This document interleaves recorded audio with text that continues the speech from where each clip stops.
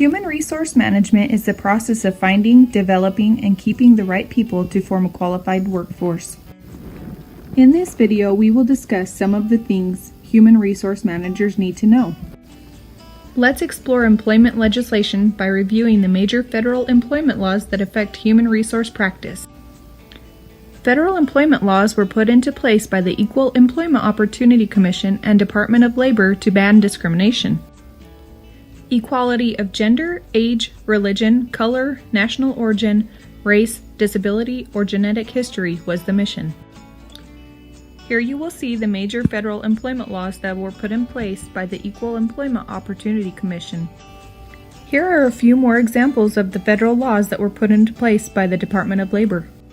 A bona fide occupational qualification is an exception to the rules that allows companies to hire on the basis of sex, national origin, or religion. There are two types of unlawful discrimination: disparate treatment and adverse impact. Disparate treatment is intentional discrimination that occurs when people are purposely not given the same hiring, promotion, or membership opportunities because of discrimination. Adverse impact occurs when a particular race, sex, or ethnic group are unintentionally disadvantaged because they are hired, promoted, or trained at substantially lower rates than others. Federal agencies use the 4/5 or 80% rule to determine if adverse impact has occurred. Violation of the 4/5 rule is not an automatic indication of discrimination. However, if validity cannot be established, then a violation of the 4/5 rule may likely result in a lawsuit brought by the employee, job applicant, or the EEOC itself.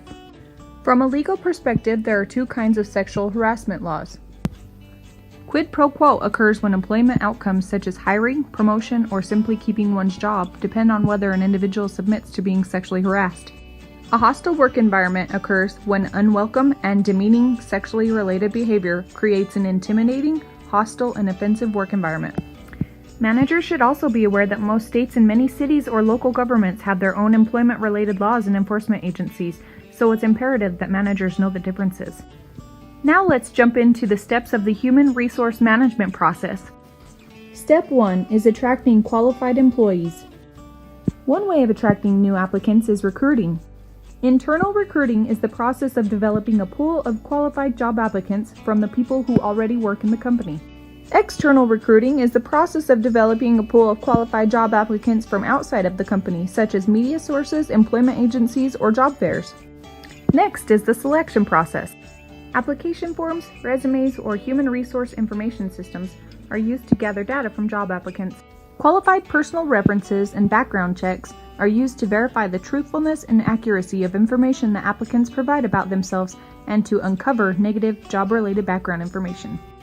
Selection tests such as specific, aptitude, cognitive, biographical data, or work sample tests give organizational decision makers a chance to know who will likely do well in a job and who won't. In interviews, company representatives ask job applicants job-related questions to determine whether they are qualified for the job.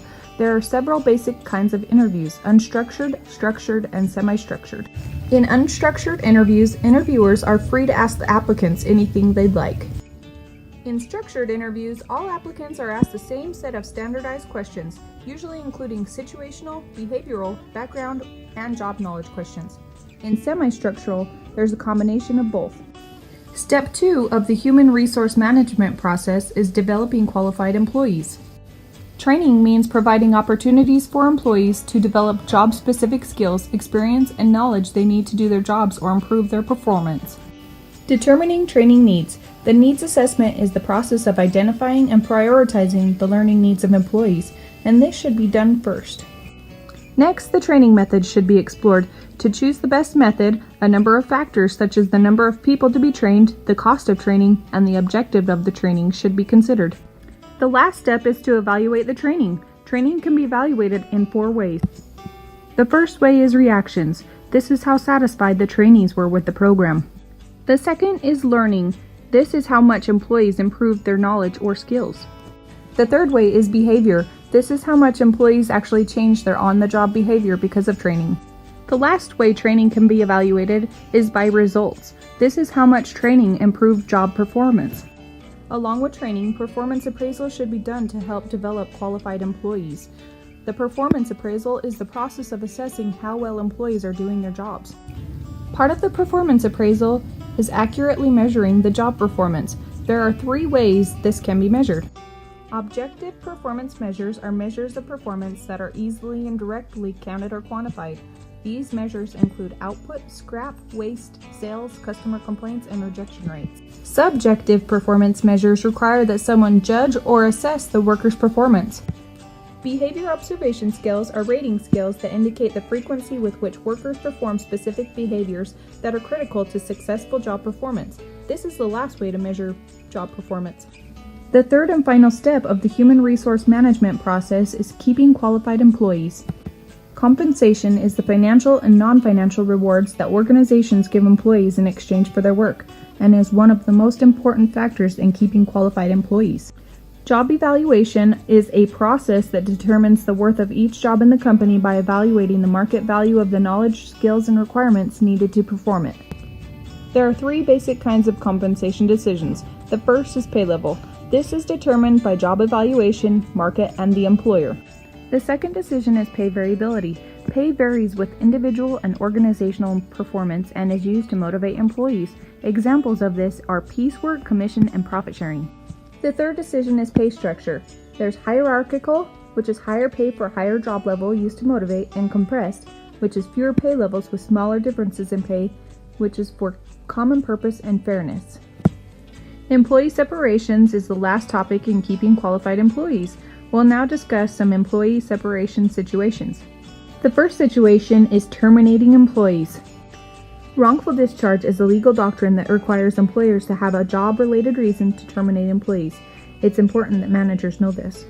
The next situation is downsizing, which is the planned elimination of jobs within a company. Some employers offer the benefit of outplacement services, which are employment counseling services offered to employees who are losing their jobs because of downsizing. Another situational employee separation is retirement. ERIPS is the Early Retirement Incentive Program that offers financial benefits to employees to encourage them to retire early.